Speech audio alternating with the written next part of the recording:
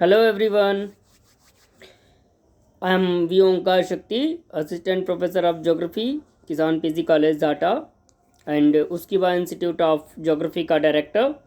दोस्तों, मैंने इससे पहले अभी गोरखपुर विश्वविद्यालय, दीनदयाल उपाध्याय गोरखपुर विश्वविद्यालय गोरखपुर का जो CBCS पाठ्यक्रम का नया पैटर्न आया है, जिसमें BA BSc BCom के विद्यार्थियों के लिए एक माइनर पेपर का जो अनिवार्य पेपर है, उस अनिवार्य पेपर का नाम है इंट्रोडक्शन टू दीनदयाल उपाध्याय।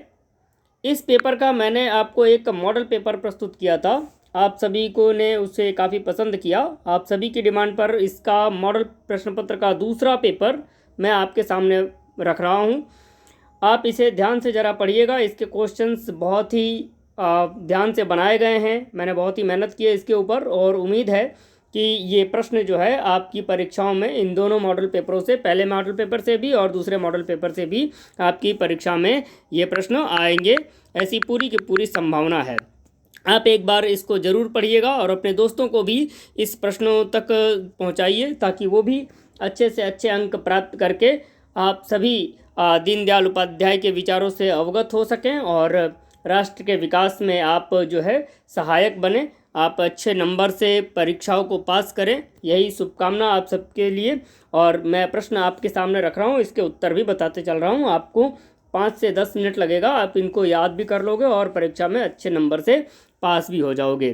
तो पहला प्रश्न है, सबलतम ही जिंदा रहेगा के विरुद्ध पंडित जी, यानी पंडित जी मतलब पंडित दीनदयाल उपाध्याय जी ने कौन सा सिद्धांत दिया?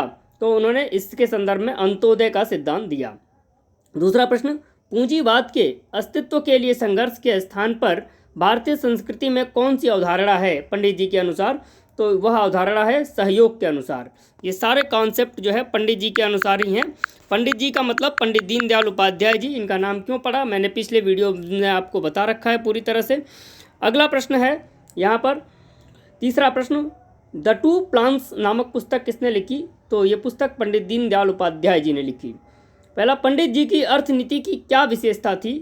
आर्थिक विकास कैसे हो, अर्थव्यवस्था के संदर्भ में उनके क्या विचार थे? तो उन्होंने कहा कि गांव के विकास के बिना भारत का विकास अधूरा है। मोस्ट इंपॉर्टेंट प्रश्न है, आ सकता है परीक्षा में।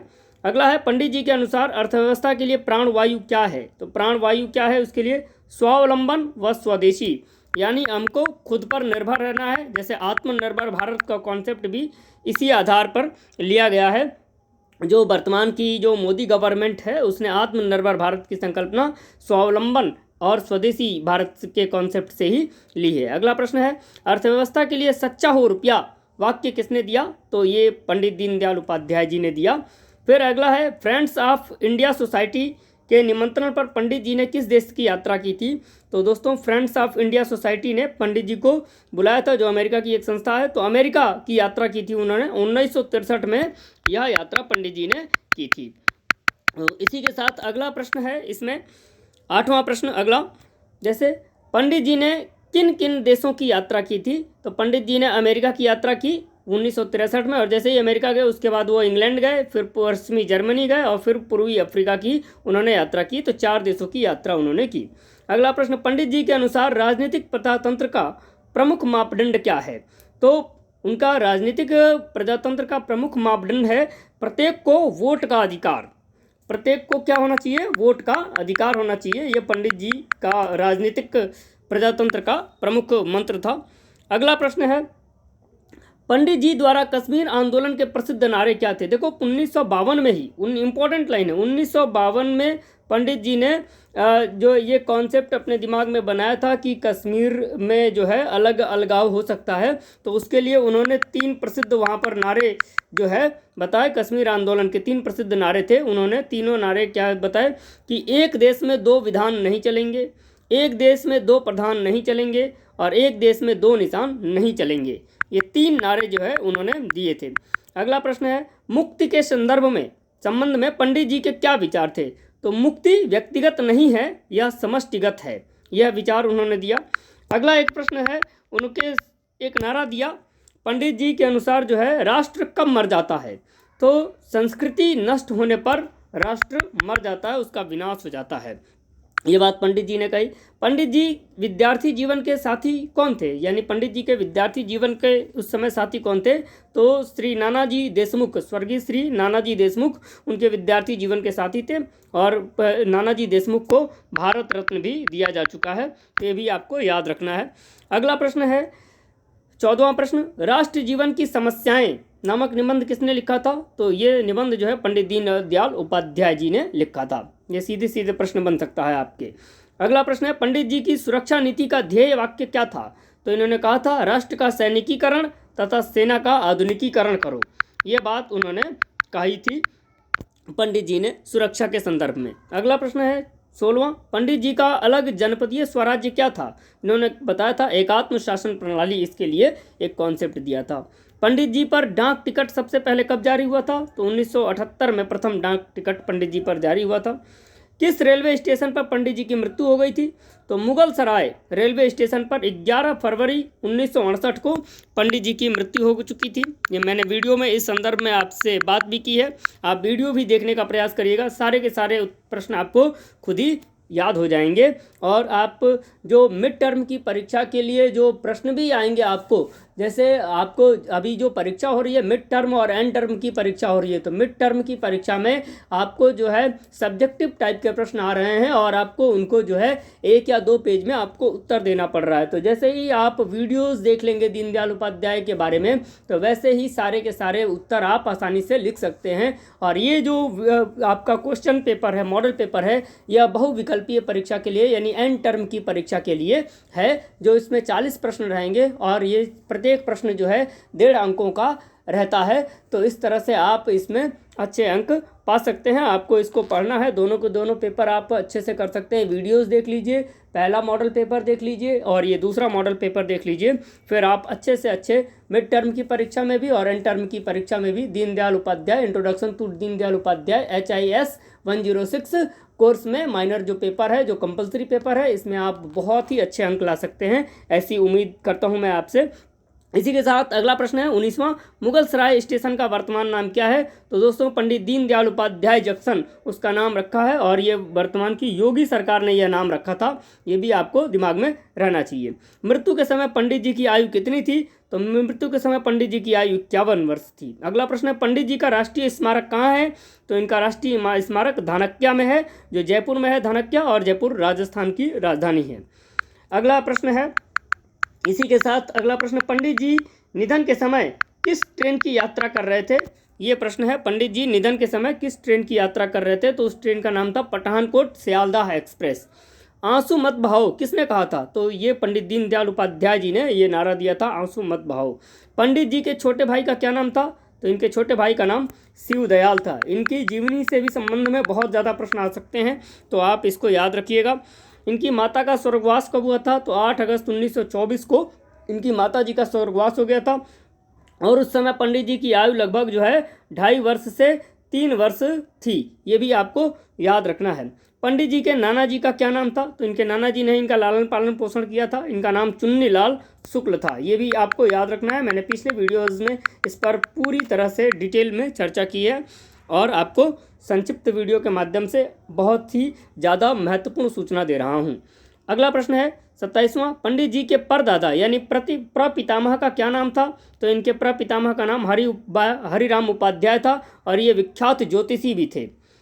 फिर पंडित जी अपने जीवन के कितने वर्ष राजस्थान में रहे, तो लगभग 20 वर्षों तक ये रहे, 1916 से 1936 तक यह राजस्थान राज्य में रहे। पंडित जी कब से कब तक जनसंघ के अध्यक्ष रहे, इंपॉर्टेंट प्रश्न है, तो ये 29 दिसंबर 1967 से 11 फरवरी 1968 तक यानी मृत्यु तक ये जो है जनसंघ के अध्यक्ष रहे। जनसंघ का वर्तमान स्वरूप राष्ट्रीय वो RSS है, राष्ट्रीय स्वयंसेवक संघ है, और उसी के आधार पर भारतीय जनता पार्टी का आगे विचारक है। अगला प्रश्न है, स्वभाषा की आवश्यकता की पूर्ति सुभाषा से नहीं हो सकती। जब अंग्रेजों का आधिपत्य था भारत पर, तो वह जो है स्वभाषा यानी अपनी हिंदी भाषा को वह अपनी अंग्रेजी भाषा यानी कहते थे कि हिंदी अच्छी भाषा नहीं है, सुभाषा मतलब अच्छी भाषा, सु मतलब अच्छा, अच्छी भाषा के रूप में आप हिंदी भाषा को अपना लो। तो उन्होंने कहा कि स्वभाषा की आवश्यकता की पूर्ति सुभाषा से नहीं हो सकती, यह नारा दिया था पंडित दीनदयाल उपाध्याय जी ने। अगला प्रश्न है, किस भाषा को पंडित जी ने स्वाभाविक राजभाषा कहा था? तो हिंदी भाषा को उन्होंने कहा था। त्रिभाषा की नीति किसने दी थी? तो त्रिभाषा की नीति पंडित जी ने दी थी और ये कहा था कि विद्यार्थी को माध्यमिक शिक्षा तक जो है वह अपनी मातृभाषा में शिक्षा होनी चाहिए और प्रत्येक विद्यार्थी को देशज भाषाएं आनी चाहिए और उसको जो है एक अंतर्राष्ट्रीय भाषा भी आनी चाहिए अपना विकास करने के लिए। तो ये फार्मूला उन्होंने दिया था। अगला प्रश्न है, देखो, माध्यमिक स्तर तक किस भाषा में शिक्षा देनी चाहिए पंडित जी के अनुसार? तो मातृभाषा में शिक्षा देनी चाहिए। मातृभाषा को क्षेत्रीय भाषा भी कहा जाता है, ये भी आपको ध्यान में रखना है। अगला प्रश्न है, मनुष्य के जन्म लेते ही 3 ऋण कौन से होते हैं? यह पंडित जी का विचार था उस पर। मनुष्य जब जन्म लेता है तो उस पर 3 ऋण कौन से आ जाते हैं? तो पहला होता है पितृ ऋण, दूसरा देव ऋण और तीसरा ऋषि ऋण। फिर इसमें एक प्रश्न आ जाता है, इंपॉर्टेंट प्रश्न है, ऋषि ऋण से उऋण कैसे हो सकते हैं? जैसे ऋषि ऋण से उऋण कैसे हो सकते हैं? तो भावी संतति की शिक्षा की व्यवस्था करके अपन ऋषि ऋण से उऋण हो सकते हैं। पंडित जी के अनुसार व्यष्टि क्या है? तो उन्होंने बताया व्यक्ति के शरीर, मन, बुद्धि, आत्मा का समुच्चय ही व्यष्टि है। अगला प्रश्न है, समष्टि क्या है? तो समाज एक जीवमान है, यानी समाज भी एक जीवमान है और वह एक प्राकृतिक इकाई है। इसी विचारधारा को पंडित जी ने समष्टि के नाम से बताया। अगला प्रश्न है आपका 38वां, मनुष्य किन तत्वों का समुच्चय है? तो पंडित जी के अनुसार शरीर, मन, बुद्धि, आत्मा का जो तत्व है इन्हीं का मनुष्य समुच्चय है। अगला प्रश्न, विकास के लिए पंडित जी ने क्या कहा? तो विकास के लिए पंडित जी ने कहा कि हमें किसी की नकल नहीं करनी चाहिए, हमें खुद के विवेक और ज्ञान से अपनी विचारधारा और संस्कृति को समेटते हुए आगे अपना विकास करना चाहिए, पश्चिमी देशों की नकल नहीं करनी चाहिए। इस बात पर उन्होंने यह बात कही थी। अगला प्रश्न है, व्यक्ति और समाज की पुरुषार्थ साधना कैसी होनी चाहिए? तो वे व्यक्ति और समाज की पुरुषार्थ साधना एक दूसरे के परस्पर पूरक और पोषक होनी चाहिए। तो दोस्तों ये जो 40 प्रश्न का क्वेश्चन रहा उसके आंसर है ये मैंने आपके सामने बहुत ही संक्षिप्त भाषा में रखे। इसको आप एक बार ज़रूर देखने का प्रयास करिए, पढ़ने का प्रयास करिए। आशा करता हूँ कि आपको बहुत ही अच्छे अंक आएंगे और लगभग सारे के सारे प्रश्न आपको पंडित दीनदयाल उपाध्याय एक परिचय यानी इंट्रोडक्शन टू दीनदयाल उपाध्याय के बारे में आपको ये सारे के सारे प्रश्न आते हुए मिलेंगे। इसी के साथ बहुत बहुत धन्यवाद दोस्तों और आशा करता हूँ कि आप बहुत ही अच्छे अंकों से परीक्षा को पास कर जाएंगे। Thank you so much everyone.